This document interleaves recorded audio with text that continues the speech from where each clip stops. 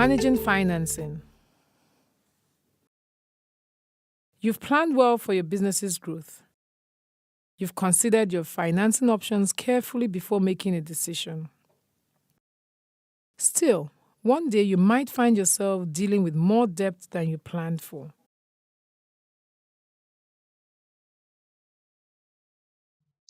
If you're carrying more debt than you'd like, don't panic. There are options available, but they will require action on your part. This lesson will help you. In this lesson, you will learn what financing leverage is, how financing leverage affects business finance, how to manage debt, grants, and equity funding. What is financial leverage? When your business uses debt or borrowing to increase its size or profitability, it is using financial leverage. The more debt financing your business uses, the greater the financial leverage. A high degree of financial leverage means your business has more assets financed with debt. As a result, your business has greater potential to increase its revenue as well as its net income. However, debt comes with a cost, and interest payments will also increase, so your net income can be negatively affected. Financial leverage is a useful tool for growing your business, but you need to make sure it is working for you, not against you. How to manage your debt. When a substantial portion of your cash expenses goes to paying down debt, rather than investing in the business, your business will struggle to grow. If expenses and debt consistently exceed revenue, your business can get into trouble. You can prevent these situations by managing your debt efficiently. The first step in managing debt is to be aware of all your business's outstanding debts and monthly payments. Make your debt payments on time to maintain a strong financial reputation. A strong financial reputation makes it easier to get loans when you need them in the future. In addition, when you handle debt responsibly, your suppliers will be more likely to trust you with their money and extend credit to you. To increase your business's ability to repay debt on time, create a monthly cash flow projection. Remember to include all debt payments, accounts payable payments, and interest expenses in your projected cash outflow. If you anticipate a shortfall, try different tactics to improve your cash flow. Review what we learned in week 3. Keep your bank informed of any new developments that may affect the repayment schedule. If your business has enough extra cash and your loan agreement allows prepayment, pay more than what is required each month to reduce interest expenses. You can also lower your interest expenses by looking for a cheaper loan to pay off a more expensive loan. Let's take a break and check what you've learned.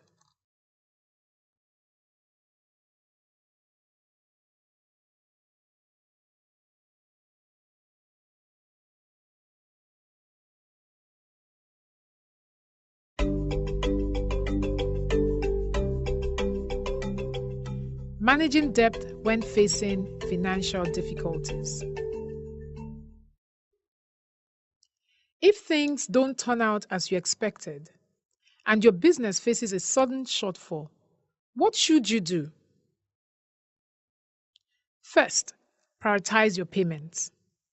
Ask yourself, what would happen if you do not make a certain payment? The more unpleasant the outcome, the higher priority the payment.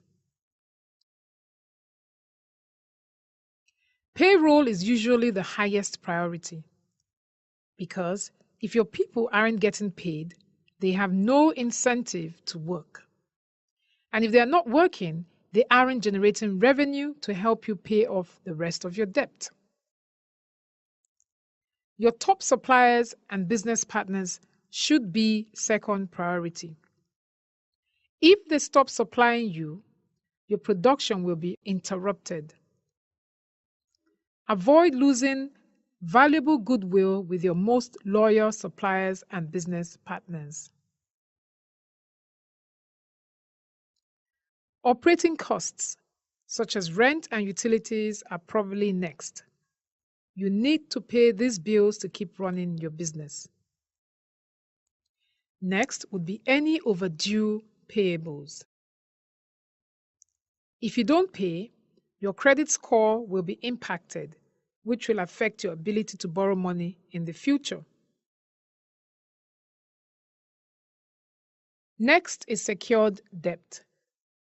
If you don't pay amounts due, creditors can take your business's assets. Credit cards are next. Penalties or interest charges can pile up quickly. Finally, pay other unsecured debts. If you cannot pay some of your creditors, the next thing you should do is to contact them to work out a new payment plan. Advise creditors of your situation. Be proactive. If you approach them before you miss payments, they are more likely to cooperate and agree to your terms. Make it clear to them that you have a comprehensive plan for resolving it. Stay positive. Tell them you want to pay in full but need to renegotiate terms for that to happen. Since it's in everyone's interest to find a solution and avoid default, loans are often restructured to accommodate a borrower in financial difficulty. You may be able to renegotiate your bank loan so it's spread over a longer term to reduce the monthly repayment cost. Alternatively, you may request to switch to an interest-only loan. With this type of loan, you pay only the monthly interest and don't reduce the balance owed. But if you do this, make sure you have the option to add a principal payment at any time, either on a regular basis or whenever you have extra money available. In brief, when facing financial difficulties, you should prioritize your payments, inform your creditors, proactively request for a loan restructure. Now, you know the key techniques for dealing with debt during financially difficult times. Let's check what you've learned.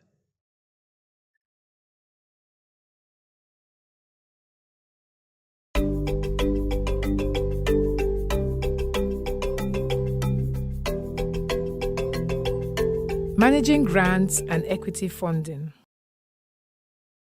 A grant is generally free money with no interest payments, no late payments, and no collateral. And you don't have to pay the money back. Sounds good? However, grants usually come with specific instructions for how you may use the money as well as compulsory reporting. Once your grant has been awarded, you should be aware of the process for closing the grant account and returning unspent funds or non-qualified expenses. First, make sure you use the funds properly and complete all required reports on time. Generally, the reports have two components: activities undertaken and expenses incurred. Reports on activities serve to demonstrate progress with planned activities and achieved results. Reports on expenses serve to demonstrate that the grant funds were used to cover eligible expenses. If your business uses equity financing, you don't have to worry about interest expenses or paying back the money if you don't profit. But your relationship with your investors is an important issue. Depending on the terms of the investment agreement, investors may very well expect progress reports and will want to be informed about significant business events. They may also want to have a say in certain business decisions or insist on appointing people to the management team. Some investors may even try to insert themselves into daily operations and insist that you run the business in certain ways. This is why it's crucial to have clear terms in the investment agreement upfront. Nevertheless, your investors are co-owners, so it is important to build a mutually beneficial relationship. Good communication and trust will make the relationship flourish.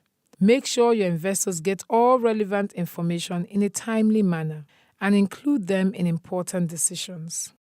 This will also provide you with opportunities to receive valuable advice from your investors.